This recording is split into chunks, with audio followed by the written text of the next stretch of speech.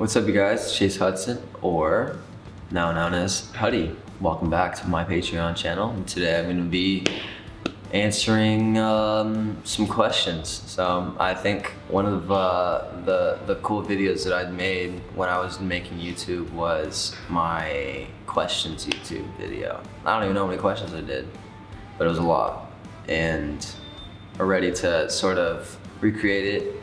I saw a lot of people suggesting that I do that or give you guys a little bit of update on me, because I lived completely different place, did completely different things when I released that video, and now we're gonna see what the differences are in my life from today compared to then.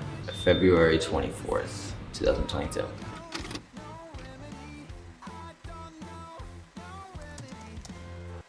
I am 19 years old. When did I reveal my black hair? It was this post. Yeah, this one got almost 1.8 million likes. It was literally just a hair reveal. Yeah, Justin Bieber follows me on Instagram. That's really cool. I DM'd him because I met him. And I said, hey man, it was so nice to meet you. And then he liked the message. But he followed me on Instagram, so I guess that means he likes me. But I have fucking no idea. I get recognized in public a lot when I'm in airports or just traveling around or restaurants and things like that. I mean, you never know, but it could almost be like anywhere. I like the game. I like to play more like in real life games. I like ping pong and pool and foosball. When I'm not busy, I spend a lot of like my free time in my own thought about what I do when I work. I'm usually calling somebody. I'm usually on the phone, or I'll just be typing shit out for work, or visualizing, or writing notes, all that sorts of stuff. But I like to be at home when I'm doing things that don't focus necessarily on work, so it can like help me bring myself back to there because I'm not so busy and moving around.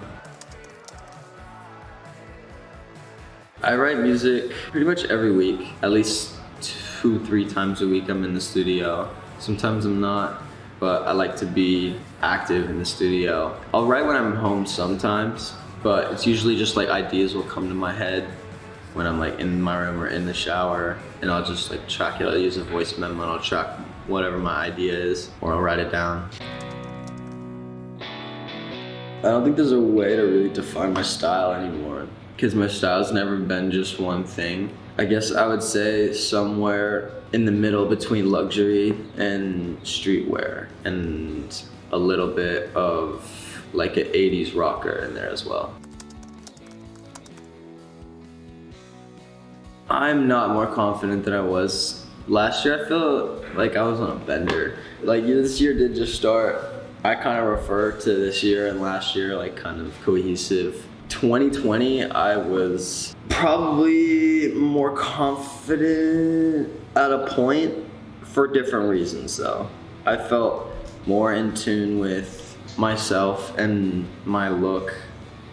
I'm more confident in my music making ability. I started in 2020. I started making music without telling anyone in the summer of 2020. And that's when I really started to find myself and shape myself. Before I even dropped music, I was really confident. I was just really fucking happy with the turnouts to everything. In 2021, my confidence slowly plummeted to the ground, but I have been able to find myself through music, which is really cool. So I'm more in tune with myself, just not my confidence. Music's always been the escape, because when you're performing, you also get in tune with another side of you that isn't humane, it's not real. It all feels unreal. When you're on a stage, most of the time, most artists will tell you they don't remember anything that happens on the stage. They just black out because it's so much fun, so much adrenaline, and so much love pouring in all at the same time. Kind of forget the world around you, and that is where I'm most confident. I'm most confident on a stage. I'm most confident in the studio making music, because that is like my safe place for me. But in the real world, in my day-to-day, I feel like a bum. I feel a lot of pressure. I pressure myself more than other people pressure me, but I do get a lot of pressure for sure. I feel like I have an expectation to live up to every day, and to not meet that expectation hurts me. To not exceed that expectation, like I get in my head of myself about those things, and I try not to, but you can't help it. Do I have any regrets? I have some regrets. The TikToks that I used to make in 2020 and like 2019, not my brightest moments. There was a point where I was really cringy, where I made like content I look back on and I guess that's one of my only regrets. Just the way I used to talk, or the way, I don't know. I didn't like my old style. My favorite movie, I have so many. I have so many favorite movies. I'd probably say Batman the Dark Knight was one of those. I love a lot of Adam Sandler movies, but if I could name just 3 blended, Grown Ups and Billy Madison, I love those movies. I love Adam Sandler. I love Star Wars. So if we're talking like movie sagas, between Star Wars and Harry Potter, because can't not be a fan of one of those. What house am I? I'm either a Gryffindor or a Slytherin. There's no other choice, but I'm one or the other. I'm probably a Slytherin. I think I took the test and became a Slytherin. My favorite genre of movies, my go-to is horror or comedy, for sure, any day. I love horror comedy or action movies. It always depends on the setting. It always depends on the mood. I loved being in Downfalls High. I want to do more movies. I think that'd be really cool. I think movies are more of my forte because I'm such a big fan of movies.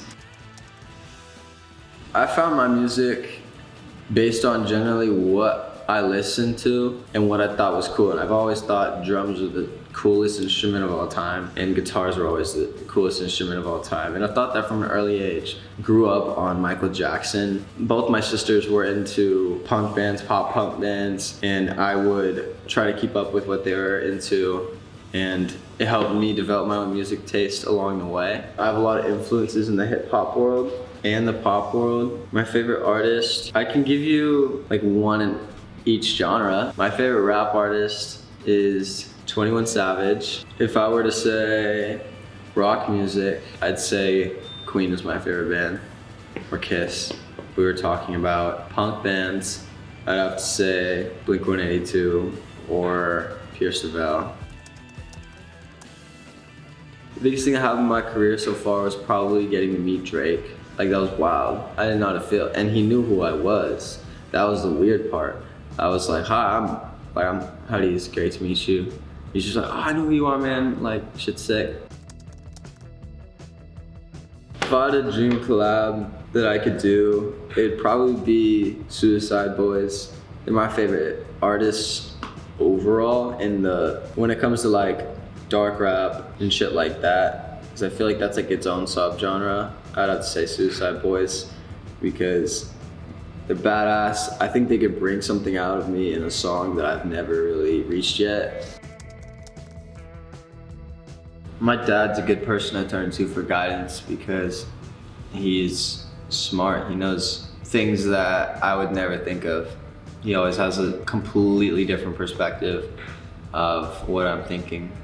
Or my manager's also really good at thinking of those kinds of things. There's a lot of people I look to for guidance. Sometimes I ask my friends questions, or sometimes I ask Priscilla questions. If we were talking about music guidance, I'd probably say Youngblood. Me and Youngblood have been talking. I get some guidance from him. Modson's also really smart, so I talk to Modson quite a bit. Both of those two people, very smart and friendly, and just very open-minded people that are creative geniuses.